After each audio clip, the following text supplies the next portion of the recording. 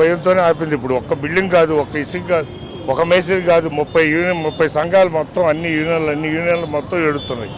ఒక పని కాదు, ఒడ్రి పని కానీ, మన సెంట్రింగ్ వాళ్ళు కానీ, రాడ్ అందరికీ లేవు. ఒక బిల్డింగ్లో ఎంతమంది బతికేవాళ్ళు, వీళ్ళంతా ఏమవ్వాలి? అప్పటికి ఇప్పటికి చాలా తేడా ఉంది. అప్పుడు పెరిగినప్పుడు రాజధాని పెరిగిందని ఎగబడ్డారు, ఇప్పుడు ఎగబడేది లేదు. అన్ని రకాలుగా అన్న క్యాంటీన్లు తీసేశారు. వీళ్ళు పగలంతా పనిచేసి రూపాయి వచ్చినా కానీ వాటిలో ఇటు చూస్తేనే 500 రూపాయలు సంపాదించి మందుకే 300 రూపాయలు ఖర్చు పెట్టి ఇంటికి కూడా డబ్బులు చేస్తలేదు. ఇప్పుడు అవన్నీ పెంచేసి జనం పీల్చు తిట్టమే. పనిచేసేవాళ్ళు ఉన్నారు, పొద్దున వస్తే 100 రూపాయలు ఇస్తే ముందు పని చేస్తారు. అట్లాంటివి కూడా అయ్యి బీల్ చేసినట్టు ఎక్కువ పెట్టేసావు రేటు. రేట్లు పెంచితే మద్యపాన నిషేధం జరిగింది. మద్యపాన నిషేధం జరగదు, పెరుగుద్ది, ఇంక అన్యాయం అయిపోతారు వీళ్ళు. అప్పుడు ఏం చేస్తారు, దొంగసారాయి కలుగుతారు, కళ్ళు పెడతారు, దొంగసారాయి ఇవన్నీ తాగి కల్తీ మందు తాగి అప్పుడు చస్తారు. అప్పుడు చస్తారనేక ఇవన్నీ పెట్టింది. దీని మీద వచ్చే 1000 కోట్ల ఆదాయం బాగుదనుకుని ఇవాళ అయ్యలేవు ఈలేవు అని అనకపోతే అవన్నీ పెట్టుకుంటూ శుభ్రం చేసుకుంటూ అయ్యాయి కావుగా. ఇలాంటివన్నీ చేసి రాజధానిలో 30-80 రోజులు మట్టి చేస్తుంటే మరి వాళ్ళు ఆ విధంగా వదిలేశారు. ఎలక్షన్ ఎందుకు ఆపేసినట్టు? అది కూడా చేయలేదు. ధైర్యవంతంగా గెలుస్తామని మీరు 150 సీట్లు ఎమ్మెల్యే సీట్లు ఇచ్చినప్పుడు మీరు ఎందుకు చేశారు ఆ పని? ఎన్ని రకాలుగా ఇబ్బందులు పెడుతున్నారు. ఇప్పుడు అక్కడ ఉన్న వాళ్ళందరూ టీడీపీ వాళ్ళే అంటున్నారు. అక్కడ పోయి అడుగు, ఎవరు చెబుతారు నీకు? అక్కడ పోయి అడుగు. టీడీపీ వాళ్ళు అంటే మీరు ఇప్పుడు మీ బట్టి వాళ్ళంతా మరి మీరు వైసీపీ వాళ్ళు అంటారు. వాళ్ళు ఏమంటారు? అప్పుడు టీడీపీ కాదు వైసీపీ అవ్వాలి, మరి వైసీపీ వాళ్ళు ఉంటారంటారు వాళ్ళు కూడా.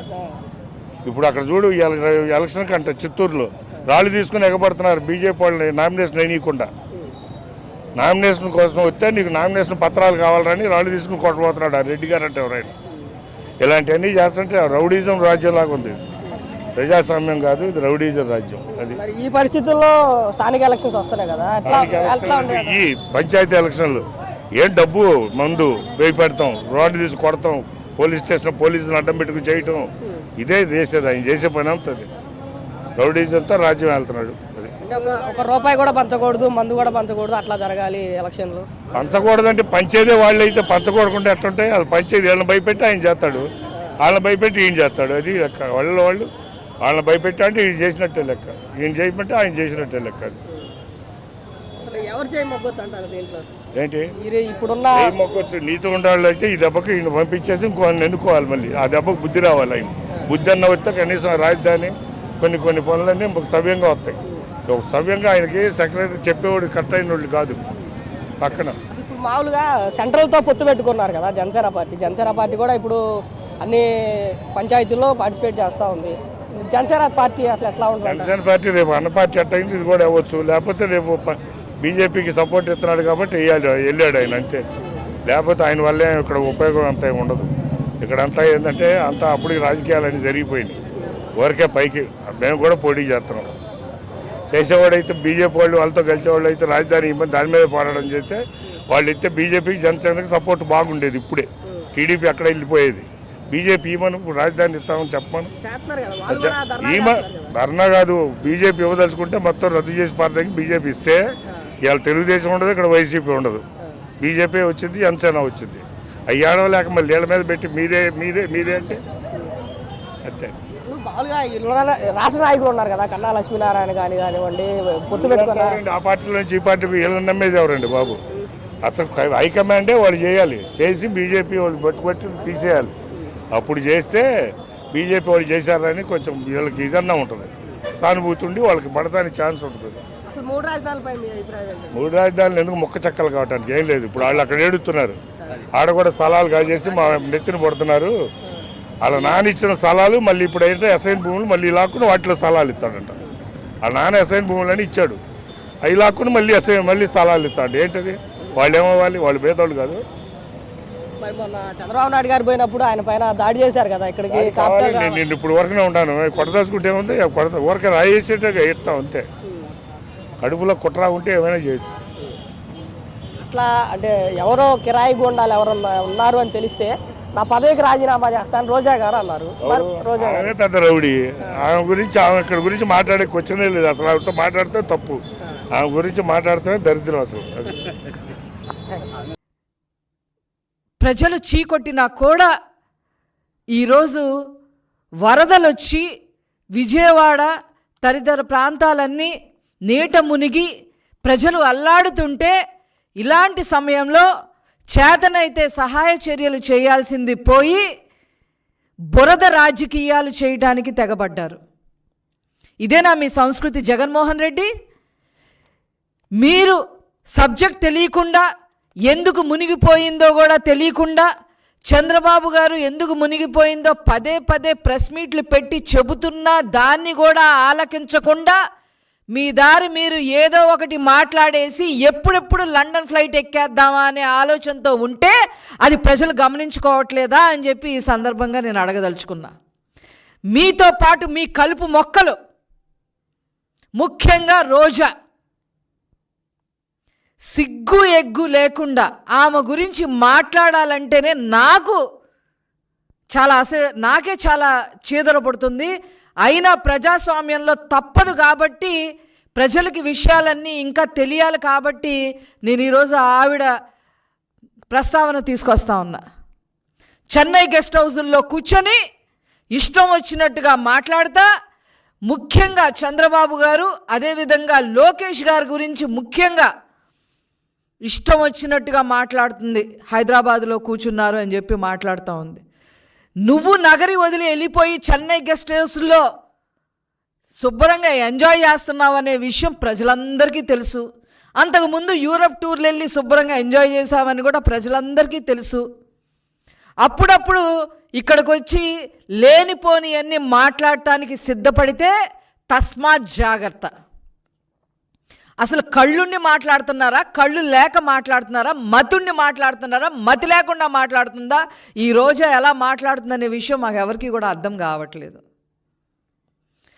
మోకాళ్ళ లోతు నీళ్లు వచ్చి ప్రజలు అల్లాడుతుంటే వాళ్ళ బాధని తన బాధగా చేసుకొని నారా చంద్రబాబు నాయుడు గారు కంటి నిండా కునుకు లేకుండా అహర్నిశలు కష్టపడుతూ ప్రజలకి నేనున్నాను అండగా అని భరోసానిస్తూ వాళ్ళకి తిండి దగ్గర నుంచి, వైద్యం దగ్గర నుంచి, సరుకుల దగ్గర నుంచి, వాళ్ళకి మానసికంగా భరోసానిచ్చే దగ్గర నుంచి, ఆ తర్వాత తీసుకోవాల్సిన చర్యలు, అక్కడ ఏదైనా ఫైర్ ఇంజిన్ ద్వారా మట్టి తీసేయడం దగ్గర నుంచి, గర్భిణీ స్త్రీలని తరలించడం దగ్గర నుంచి, చిన్న పిల్లల్ని కాపాడటం దగ్గర నుంచి,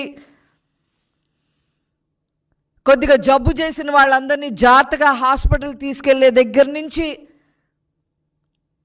పునరావాస కేంద్రాలని నిరంతరం పర్యవేక్షణలో ఉంచుతూ అధికారులని అప్రమత్తం చేస్తూ, అట్లాగే నారా లోకేష్ గారు బుడమేరు గండ్లు పూడ్చడానికి విశ్వ ప్రయత్నం చేస్తూ అధికారుల్ని, అదేవిధంగా అక్కడున్న కాంట్రాక్టర్ని, ప్రజల్ని అందరినీ సమన్వయపరుస్తూ, మరి 1 నెల 2 నెలల్లో జరగాల్సిన పనులని 2 రోజుల్లోనే పూర్తయ్యే విధంగా యుద్ధ ప్రాతిపదికన మరి నారా లోకేష్ గారు అక్కడ అహర్నిశలు కష్టపడుతూ ఉంటే నీ కళ్ళకి కనిపించట్లేదా అని చెప్పి ఈ సందర్భంగా రోజా నేను అడగదలుచుకున్నా. సిగ్గుందా మీకు అసలు? శవరాజకీయాలు చేస్తారా? అక్కడున్న ప్రజలే మిమ్మల్ని చీకొట్టారు. వరదల్లో మునిగి తేలిన ప్రజలే మిమ్మల్ని చీకొట్టారు. అయినా మీకు బుద్ధి రాల. అసలు ఈవిడ ఏంటి, ఈవిడ చరిత్ర ఏంటి, ఈవిడ దేనికి మాట్లాడుతుంది, ఈవిడకున్న అర్హత ఏంటి? ఈ రోజాకి నీకున్న అర్హతలు ఏంటో నేను చెప్పనా? ఏపీఐసిసి చైర్మన్గా ఉంటూ కృష్ణపట్నం దగ్గర 11,000 ఎకరాలలో 2,000 ఎకరాలు 2,000కు పైన లావాదేవీలు జరిగితే నీ వాటా ఎంత తీసుకున్నావో ప్రజలందరికీ కూడా తెలుసు అని చెప్పి ఈ సందర్భంగా చెప్తున్నా. నువ్వు వరద బాధితుల గురించి, ముఖ్యంగా నారా లోకేష్ గారి గురించి మాట్లాడుతుంటే దయ్యాలు వేదాలు వల్లిస్తున్నట్టుగా ఉన్నాయి. అదేవిధంగా ఏపీ టూరిజం మినిస్టర్గా మీరు ఎన్ని దందాలు చేశారో ప్రజలందరికీ తెలుసు. సీఎంఓలో ఒక ప్రముఖ అధికారి మేనల్లుణ్ణి అక్కున చేర్చుకుని అర్హత లేకపోయినా ఆర్టీసీలో పనిచేసే వ్యక్తిని అర్హత లేకపోయినా రాయలసీమకి డివిజనల్ మేనేజర్గా చేసి అతని ద్వారా తిరుమలలో ఎన్ని దందాలు చేశారో ప్రజలందరికీ తెలుసు అని చెప్పి ఈ సందర్భంగా తెలియజేస్తున్నా. మీరా మాట్లాడేది నారా లోకేష్ గారి గురించి, చంద్రబాబు గారి గురించి? అక్కడ దాకా ఎందుకు? కూటవేటు దూరంలో, అంటే జగన్మోహన్ రెడ్డి ఇంటికి కూటవేటు దూరంలో ఎన్ని ఎకరాలు కబ్జా చేశారో, ఆ కబ్జా చేసిన వాటికి మీ బినామీ పేరు, ఒక రెడ్డి గారి పేరు కూడా మాకు తెలుసు. ఆ రెడ్డి గారు ఉండబట్టలేక మీకోసం గెస్ట్ హౌస్లు కడుతున్న విషయమూ మాకు తెలుసు. మీరా నారా లోకేష్ గారి గురించి మాట్లాడేది? అసలు ఏం పని నీకు ఇక్కడ? మంగళగిరి నియోజకవర్గంలో జగన్మోహన్ రెడ్డి గారి ఇంటి పక్కన నూతక్కిలో ఎన్ని ఎకరాలు భూమి దందా చేశావు? అసలు నీకేం పని ఇక్కడ? అదేవిధంగా నగరిలో కూడా ఎవరైతే ఈ రెడ్డి గారు ఉన్నారో అతనికి నగరిలో కూడా బినామీ పేరుతో మీ ఆస్తులన్నీ భుజాల మీద మోస్తున్నాడనే విషయం ప్రజలందరికీ తెలుసు. అదేవిధంగా ఏపీఐసీసీ చైర్మన్గా ఉండగా కోట్ల రూపాయలు ఫర్నిచర్ కొనుగోలు చేసి ఒక అతని చేత కొనిపించి అతనికి కరెంటుకి సంబంధించిన కరెంట్ లైన్ కాంట్రాక్ట్లు ఇచ్చిన విషయం కూడా ప్రజలందరికీ తెలుసు అని చెప్పి ఈ సందర్భంగా నేను మనవి చేస్తా ఉన్నా. అంతేకాకుండా ఎక్కడెక్కడమ్మా ఇళ్ళు మీకు? అడయార్ దగ్గర నుంచి, చెన్నైలో అడయార్ దగ్గర నుంచి, నగరి దగ్గర నుంచి, హైదరాబాద్ దగ్గర నుంచి, బెంగళూరు దగ్గర నుంచి ఇన్ని విల్లాలు కట్టుకొని ఈరోజు ఏ విల్లాలో కూర్చొని ఈ విషయాలన్నీ మాట్లాడుతున్నావు, ఈ దిక్కుమాలిన విషయాలన్నీ మాట్లాడుతున్నావు మాకు అర్థం కావట్లా. అదేవిధంగా పోనీ ఇంటి బయట దందా చేసావు, కాన్స్టిట్యున్సీ నియోజకవర్గ బయట చేసావు అనుకుంటే సరే చేసావు, సరే నీ బుద్ధి అలాంటిది. నియోజకవర్గ ప్రజలనైనా ఏమన్నా వదిలిపెట్టావా? నీ అన్నదమ్ములు ఇద్దరిని పక్కన పెట్టుకొని వాళ్ళ నియోజకవర్గం మొత్తం వాళ్ళకి అప్పచెప్పి నియోజకవర్గ ప్రజల్ని, నగరీ నియోజకవర్గ ప్రజల్ని ఎంత నాశనం చేశావో అక్కడ ప్రజలను అడిగితే చెప్తా ఉంటారు. ఏ కాంట్రాక్ట్, క్వారీల దగ్గర నుంచి ఏ కాంట్రాక్టర్లు అయినా సరే మీకు కప్పం కట్టాల్సిందే. ఆ కప్పం కట్టలేక ఒక అతను హార్ట్ అటాక్ వచ్చి కూడా చనిపోయిన విషయం నీకు గుర్తులేదా రోజా అని చెప్పి ఈ సందర్భంగా నేను అడుగుతా ఉన్నా. నీకు డబ్బులు ఇవ్వలేక, లంచాలు ఇవ్వలేక, కాంట్రాక్ట్ పనులు చెయ్యలేక హార్ట్ అటాక్ వచ్చి చనిపోయిన వాళ్ళ లిస్టు కూడా మా దగ్గర ఉంది అని చెప్పి ఈ సందర్భంగా నేను తెలియజేస్తా ఉన్నా.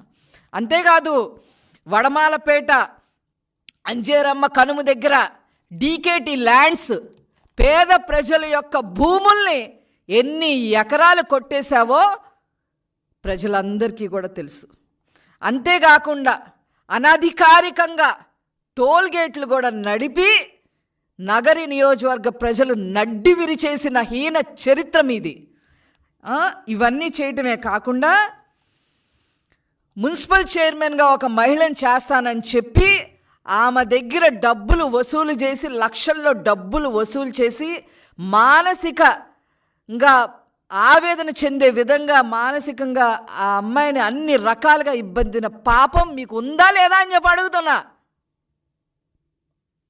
ఇన్ని రకంగా రాజకీయ నాయకుల్ని, మీ పార్టీలో ఉన్న రాజకీయ నాయకుల్ని కూడా వదిలిపెట్టకుండా ఈ రకంగా చేసిన నువ్వు ఈరోజు నారా లోకేష్ గారి గురించి మాట్లాడే అర్హత ఉందా అని చెప్పి అడుగుతున్నా. 3132 కిలోమీటర్ల మేర పాదయాత్ర చేశారు. అక్రమంగా తండ్రిని జైల్లో పెడితే అన్నీ భరించారు, సహించారు, అన్నీ ఒంటి చేత్తో ట్యాకిల్ చేసుకొని ఈరోజు ఈ పార్టీ 164 సీట్లు గెలవటంలో 95% కృషి నారా లోకేష్ గారిది ఉంది ప్రజలతో పాటు. అట్లాంటి వ్యక్తిని ఈరోజు నువ్వు ఇష్టం వచ్చినట్టుగా మాట్లాడుతున్నావంటే అది నోరా లేకపోతే తాటి మట్ట అనేది మీరే తేల్చుకోవాలి. సిగ్గులేదు మీకు? కొంచెమైనా సిగ్గుందా మీకు? ఒక నటి, నువ్వు సాటి నటివే. జత్వాని అనే నటిని ఏ రకంగా చేశారో, ఏ రకంగా మానసికంగా అమ్మాయిని ఆవేదన గురి చేశారో, ఏ రకంగా హింసించారో, అధికారులు వీటీపీఎస్ గెస్ట్ హౌస్లు తీసుకెళ్ళి ఏ రకంగా ప్రవర్తించారో, తర్వాత జైల్లో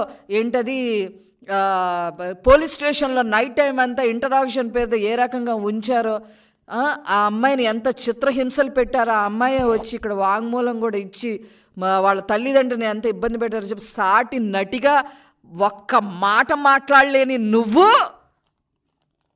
ప్రాపగాండా వచ్చిద్దని, ఏదో ప్రాపగాండా వచ్చింది అంటే మనం నారా లోకేష్ గారి గురించి మాట్లాడితే మనం కూడా ఆ స్థాయికి వెళ్ళిపోతాము, లేదా నారా చంద్రబాబు నాయుడు గారి గురించి మాట్లాడితే అందరూ నా ఇంకా చూస్తారు అనే దానికి దిగజారిపోయావు అని అంటే నీ మనస్తత్వం ఏ రకంగా ఉందో ఆలోచించు.